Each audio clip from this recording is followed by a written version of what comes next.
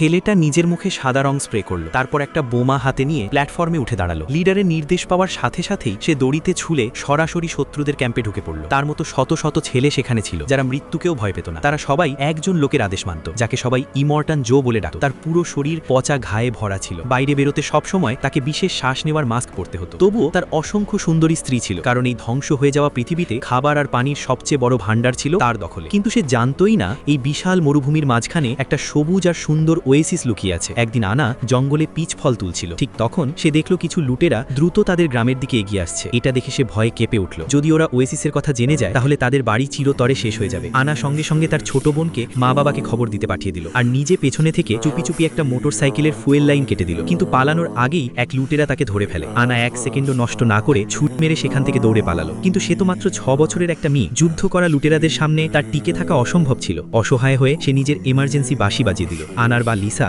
সঙ্গে সঙ্গে বুঝে গেলেন কিছু ভয়ঙ্কর ঘটেছে। তিনি তৎক্ষণাৎ ঘোড়ায় চড়ে বেরিয়ে পড়লেন, কিন্তু তখন অনেক দেরি হয়ে গেছে। ভাগ্যক্রমে মাটিতে থাকা টায়ারের দাগ দেখে তারা দূরের পাহাড়ে পালাতে থাকা লুটেরাদের দেখতে পেল। লিডার বন্দুক তুলে তাদের একজনকে গুলি করে ফেলল। আনার মা সঙ্গে সঙ্গে মোটরসাইকেলে উঠে পুরো গতিতে তাদের পিছু নিলেন। যখন তিনি দেখলেন লুটেরারা প্রায় নিজেদের ঘাঁটিতে পৌঁছে গেছে, তখন তিনি স্নাইপার রাইফেল তুলে এক এক করে কয়েকজনকে গুলি করে ফেলে দিলেন। কিন্তু শেষ লুটেরাটা আনার খুব কাছাকাছি ছিল। মেয়ের ক্ষতি হতে পারে ভেবে লিসা গুলি করতে পারলেন না। বাধ্য হয়ে তিনি মোটরসাইকেলের টায়ারে নিশানা করলেন। কিন্তু দ্বিতীয় গুলি চালানোর আগেই লুটেরাটা নিজের দুর্গের মতো ঘাঁটিতে ঢুকে পড়ে। সে আনন্দে চিৎকার করছিল যে সে ওয়েসিস খুঁজে পেয়েছে। কিন্তু পুরস্কার নিতে লিডারের সামনে যেতেই এমন কিছু হলো যা কেউ কল্পনা করেনি। লিসা নিজের চোখে মেয়ের সাহস দেখেছিলেন। নিজের মেয়েকে নিয়ে তিনি গর্ব অনুভব করছিলেন। কিন্তু এখন তার সবচেয়ে বড় লক্ষ্য ছিল আনাকে শত্রুদের ক্যাম্প থেকে বের করে আনা। লুটেরারা আনাকে পরিষ্কার করে লিডারের সামনে নিয়ে যাচ্ছিল। ঠিক তখনই লিসা চুপিসারে সেখানে ঢুকে পড়লেন। মুহূর্তের মধ্যে তিনি কয়েকজন পাহারাদারকে শেষ করে দিলেন। কিন্তু শেষ গার্ডটাকে দেখে তার মন নরম হয়ে গেল, কারণ সে ছিল একজন গর্ভবতী নারী। লিসা বুঝতেই পারেননি এই দয়াটাই পরে তার জীবনের সবচেয়ে বড় ভুল হয়ে দাঁড়াবে। লিসা যখন আনাকে নিয়ে পালাচ্ছিলেন,